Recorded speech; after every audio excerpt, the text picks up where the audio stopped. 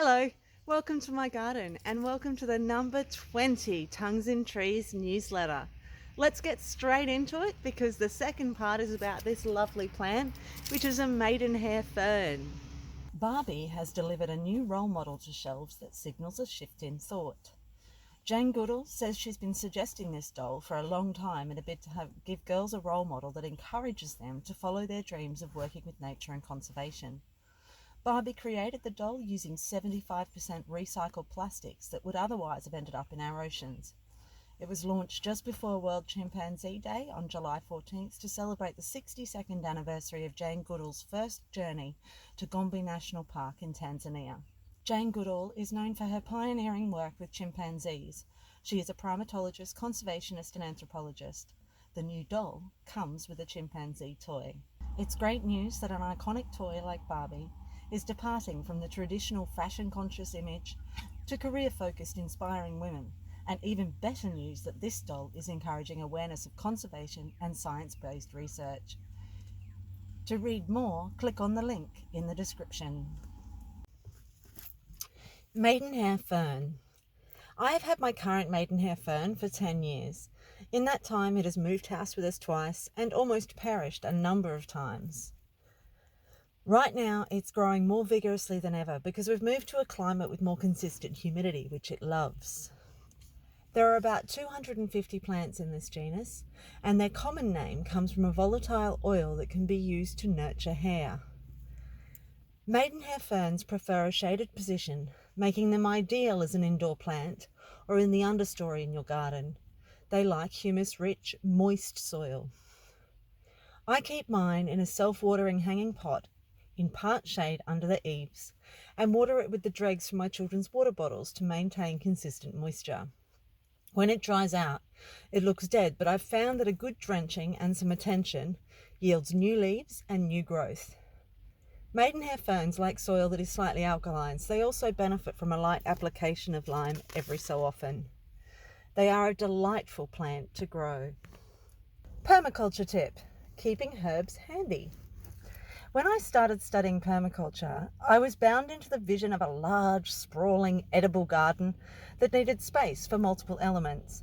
Now, I know that permaculture is really about the principles that link living to the garden and ultimately to nature. The seventh principle, patterns to details, is often detailed in terms of zones, which are set out to maximize convenience as well as success. You may only have room for 1 or 2 zones, but that's okay. Every little bit helps. Setting out the zones will give your garden design a pattern, which you can then fill out with details. Zone 0 is the home and has the potential to be one of, if not the most rewarding of the zones. Zone 0 should contain plants that need attention frequently or are used frequently, and this is why my Zone 0 contains herbs and leafy greens. I have herbs on my kitchen windowsill, a set of tiered pots by the back door containing lettuce and edible flowers, numerous self-watering hanging pots containing mint species under the eaves, and a number of scattered terracotta pots near doorways containing other herbs.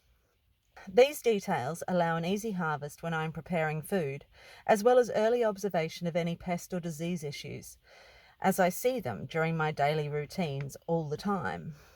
Think about what you use or want to use frequently in the kitchen, and then observe your Zone 0 to find the conditions for the plants that will start your permaculture pattern.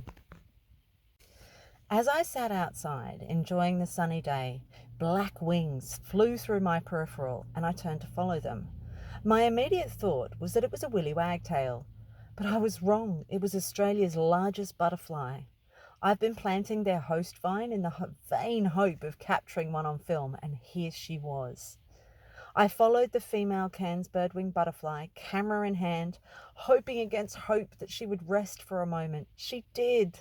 She decided to visit the red pom-poms that are one of the only flowering plants in my garden at the moment. As she fluttered and sipped, I snapped numerous shots of her amazing visage. She's so big. The males are smaller but more colourful, so they get a lot of attention in photography. As I viewed her photos, I noted with wonder that her open wings were sprinkled with gold dust. She's truly wonderful, and I think deserves as much recognition as her more attention-grabbing mate. This Week in Books features a field guide. This amazing little pocketbook has introduced me to a whole new world of pollinators. When you think bee, you probably think of the European honeybee, but there's so many other bees that are spectacular and effective pollinators. My personal favourite is the blue-banded bee, which is featured in the graphic above. Check the description below for a link to a review of this amazing book. If you're not Australian, I'm sure there are equivalents in your country, and there's no better way to connect with nature than with a field guide in hand that lets you know what you're observing and all the wonderful intricacies of their behaviour. Thanks for joining me for number 20 of the Tongues in Trees newsletter. Please leave me a comment. I'm happy to try to answer questions you have about the garden or permaculture or Australian wonders.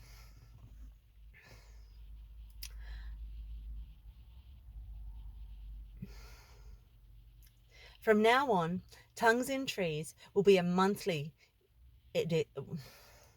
From now on, Tongues in Trees will come to you every month with a number of different features, a number of different topics. Make sure you hit subscribe so that you will be notified when on the last Friday of the month at midday Australian Eastern Standard Time, you'll have access to Tongues in Trees.